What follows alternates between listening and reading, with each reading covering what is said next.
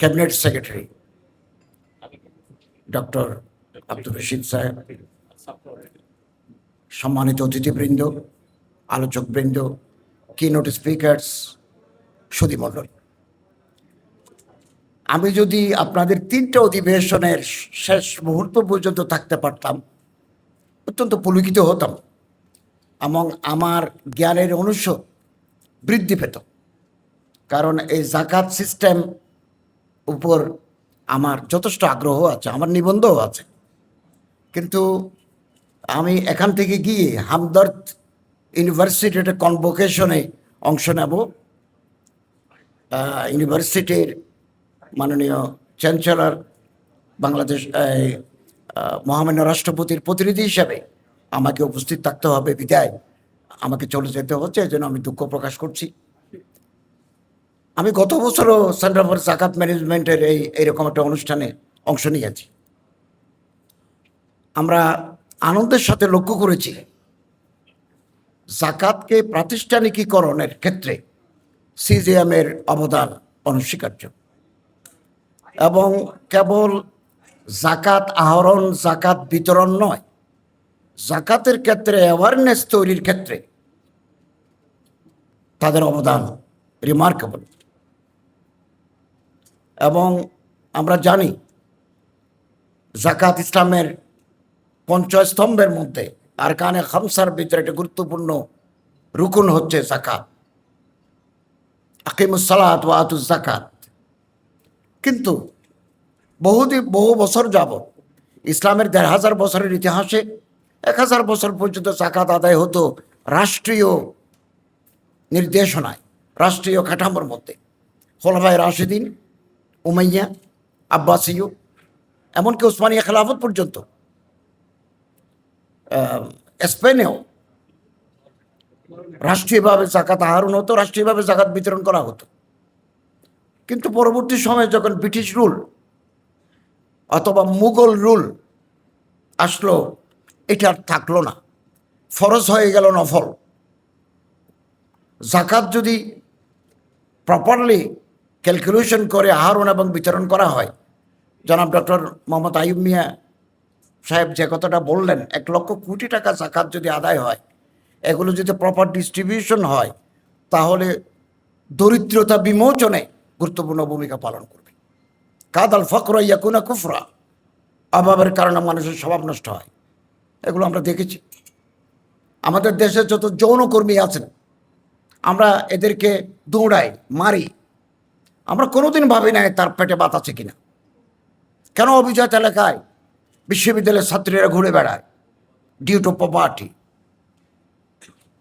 দরিদ্রতার কারণে। এবং আমাদের দেশে যৌন কর্মকে পেশা হিসেবে নেওয়ার একটা দুঃখজনক প্রবণতা আমরা লক্ষ্য করছি। আমরা পেশার পরিবর্তন চাই। আমরা তাদেরকে যদি অন্নসংস্থান, কর্মসংস্থানের ব্যবস্থা করতে পারি, তাহলে এই আদিম পেশা থেকে তারা মুক্তি পাবে, এবং সেটা জাকাতের মাধ্যমে সম্ভব। আমাদের দেশে বহু মানুষ জাকাত দেন না, তাদের ইমান নাই, একেবারে অ্যাকর্ডিং টু কোরআন অ্যান্ড হাদিস, টেনেটস অফ ইসলাম। যারা জাকাত দেয় না, মানে না, তারা বিলিভার নয়। মানে দেয় না মুনাফেক, মানে দেয় পাক্কা ইমানদার।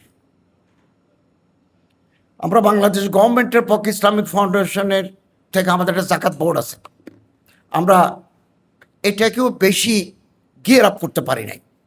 আমরা কালেকশন করি 11 কোটি টাকার মতো। তবে আমাদের এখানে স্বচ্ছতা আছে, ট্রান্সপারেন্সি আছে।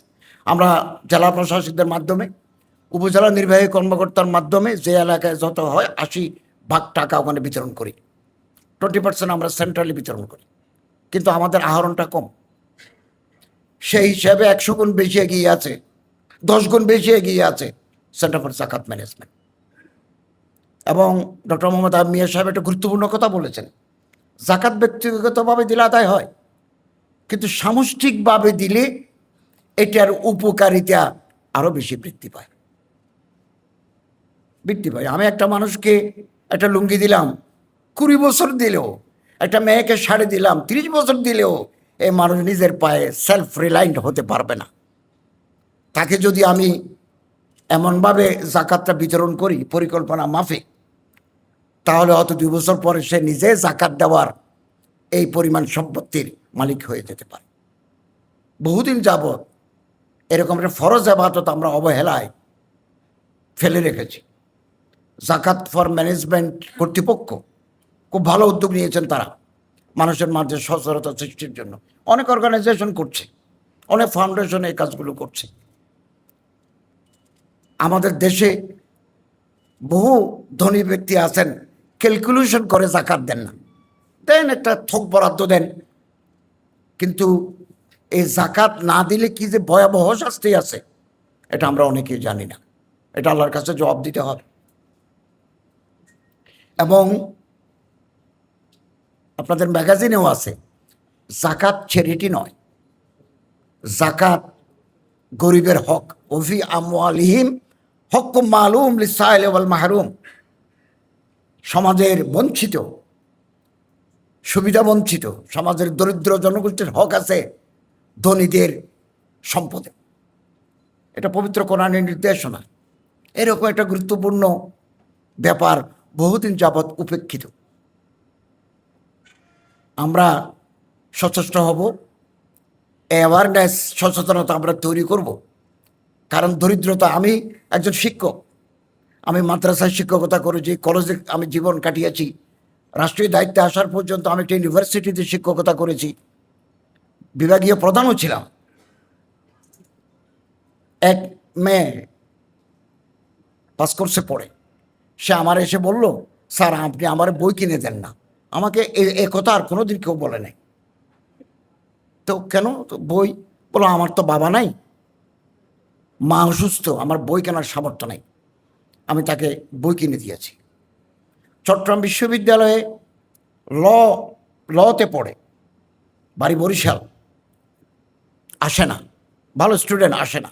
কেন আসে না? টিচার ফোন করে জিজ্ঞাসা বললো, স্যার চট্টগ্রাম বিশ্ববিদ্যালয়ে হলে থাকার বা কটেজে থেকে পড়াশোনার অর্থ আমার নাই, আমার ভাত খাওয়ার টাকা নাই, আমার বাবা ভ্যান গাড়ি চালায়, আমি তাকে হেল্প করি।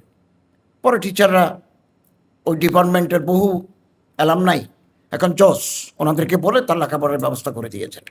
সমাজে এরকম অনেক মানুষ আছে যারা লেখাপড়া করতে পারে না, যারা যৌন পেশায় লিপ্ত, এই যে অপরাধ, এই যে কবিরা গুনাহ করছি, এর থেকে মুক্তির পথ যথাযথভাবে জাকাত আহরণ, জাকাত বিতরণের ব্যবস্থা করা। সেন্টার ফর জাকাত ম্যানেজমেন্ট এটা করে যাচ্ছে। এবং এখানে বিদগ্ধ পণ্ডিতরা আছেন, কিনোট স্পিকাররা আছেন বিভিন্ন প্রেস্টিজিয়াস ইউনিভার্সিটির। আমি প্রফেসর ডক্টর আইয়ুব মিয়া সাহেবকে অনুরোধ করব, ওনাদের এই কি পেপারগুলো আমাকে সরবরাহ করলে আমি উপকৃত হব। আপনাদের প্রত্যেকে ধন্যবাদ জানিয়ে আজকে আমি বিদায় নিচ্ছি। দেখা হবে আগামী দিন ইনশাআল্লাহ। আসসালামু আলাইকুম ওয়া রাহমাতুল্লাহি ওয়া বারাকাতুহু।